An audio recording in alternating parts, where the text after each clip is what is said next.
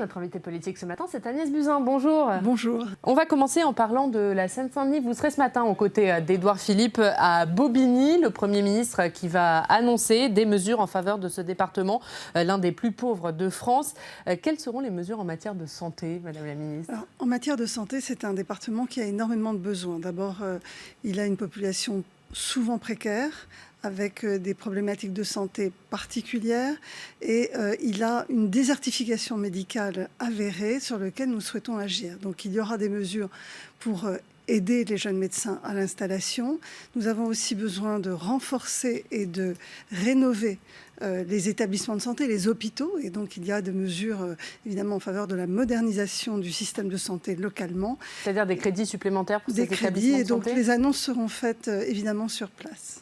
Pour la désertification, est-ce qu'on pense à des aides financières concrètement pour les médecins? Oui, il y a des aides à l'installation qui existent déjà dans les territoires désertifiés, mais nous avons besoin spécifiquement en Seine-Saint-Denis de favoriser l'émergence de centres de santé, de maisons de santé pluriprofessionnelles qui permettent un exercice à plusieurs avec différentes professions de santé représentées.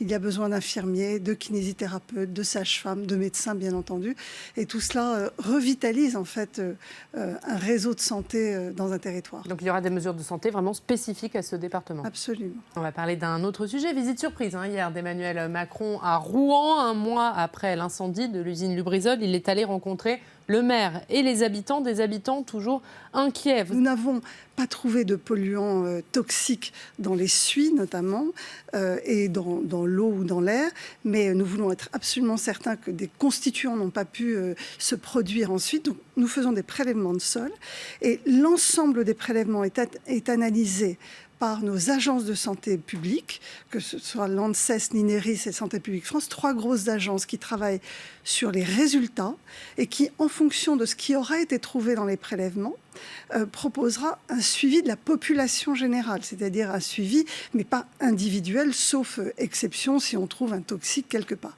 Donc aujourd'hui, ils ne nous ont pas encore rendu cet avis sur faut-il mettre en place une surveillance spécifique pour la population rouennaise. Ça dépendra des résultats de tous les prélèvements faits, y compris ceux qui sont faits maintenant sur les sols, dans les sols.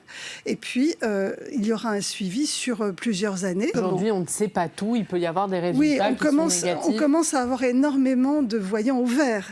Donc, on peut déjà, d'ores et déjà, énormément rassurer la population rouennaise qui n'a pas été exposée de façon importante à des toxiques, même si elle a été exposée, évidemment, à la fumée.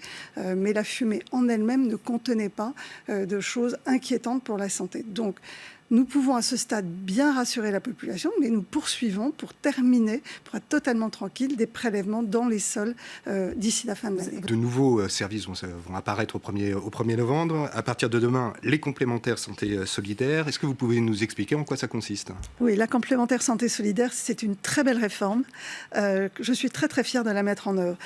Pour les personnes qui ont des très faibles revenus, nous savons qu'accéder à une complémentaire santé, à une mutuelle, est souvent trop cher et que ces personnes renoncent à une mutuelle et cela aboutit souvent à des frais de santé trop importants et ils renoncent aux soins. Nous fusionnons ces aides, c'est-à-dire la CMU-C, l'aide à la complémentaire santé, dans une complémentaire santé solidaire qui couvrira plus de monde. Ce sera une complémentaire santé de qualité, très peu chère, très accessible, voire gratuite pour 10 millions de Français, avec un panier de soins qui est le panier de soins de la CMU-C, et donc un très beau panier de soins. Une étude du défenseur des droits a montré que beaucoup de médecins, 1/10 par exemple des chirurgiens dentistes, des gynécologues, refusaient de prendre en rendez-vous ces bénéficiaires.